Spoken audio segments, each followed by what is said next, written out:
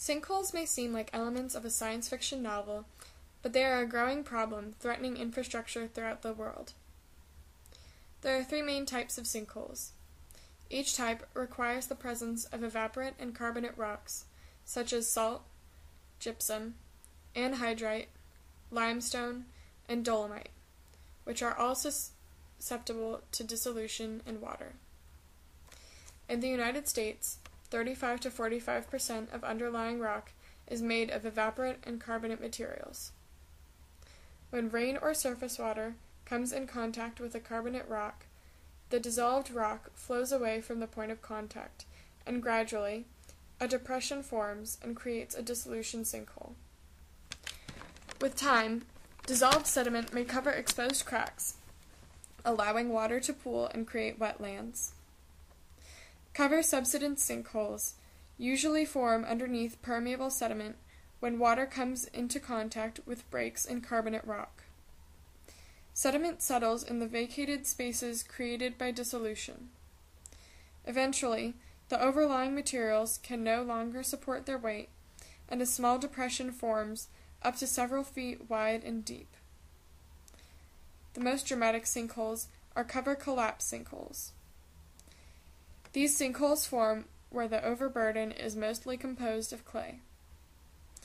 Carbonates begin to dissolve, and the sediments above spall or break off and fall down into the cavity.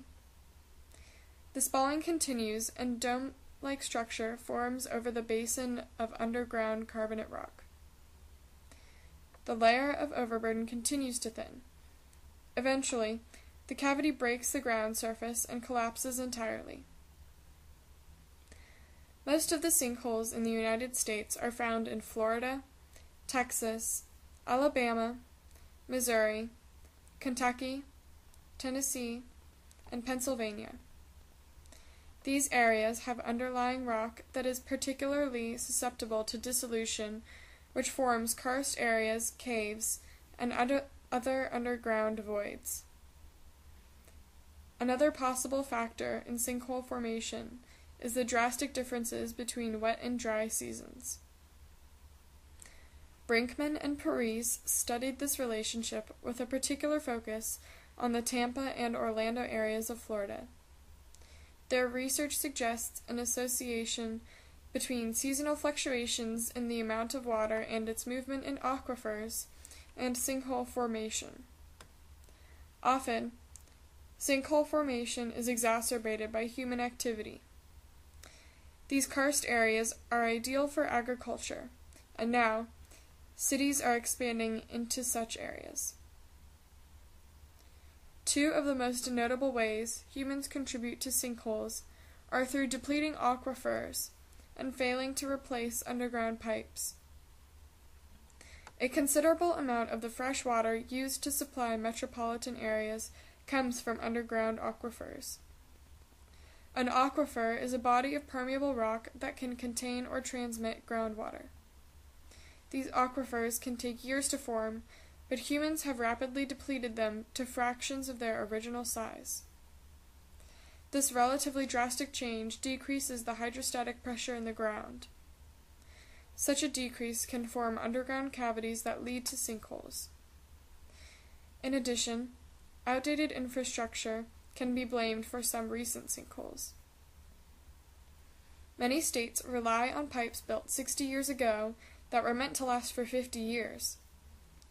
After years of use, these pipes have begun to leak, and these leaks have begun to erode the carbonate and evaporate substances around them.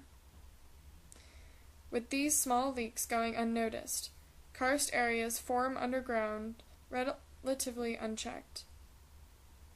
This can result in a sinkhole as dramatic as the one that formed in Guatemala in 2010. Here, leaky pipes eroded volcanic rock that had already been formed in canyon-like arrangements. Government officials and the public have recently become more aware of our infrastructure problems and are working to fix it.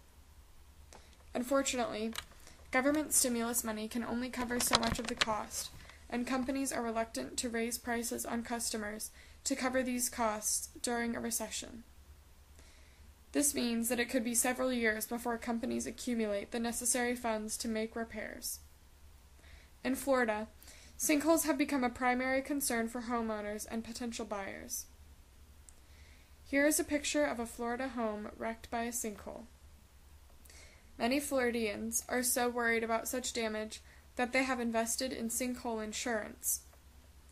Since insurance companies and homeowners are not required to report sinkholes, it becomes difficult for scientists to get clear patterns of sinkhole formations in the region.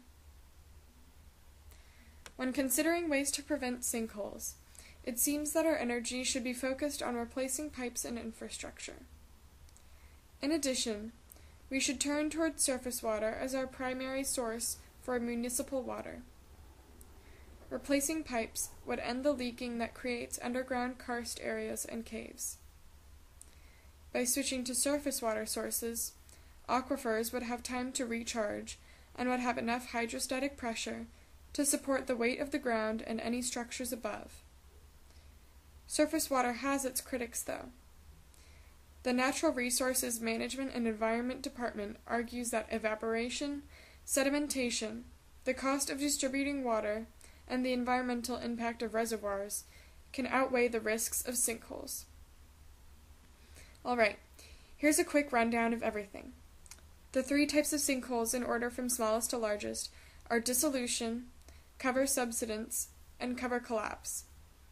They all involve the dissolution of carbonate or evaporate rocks. This dissolution can occur naturally and is exacerbated by human activity, specifically leaky pipes and the depletion of aquifers. It would be great if we could replace our old pipes and use water from the surface to let aquifers recharge, but that's easier said than done. Alright, so that should cover most of what you need to know about sinkholes. The end!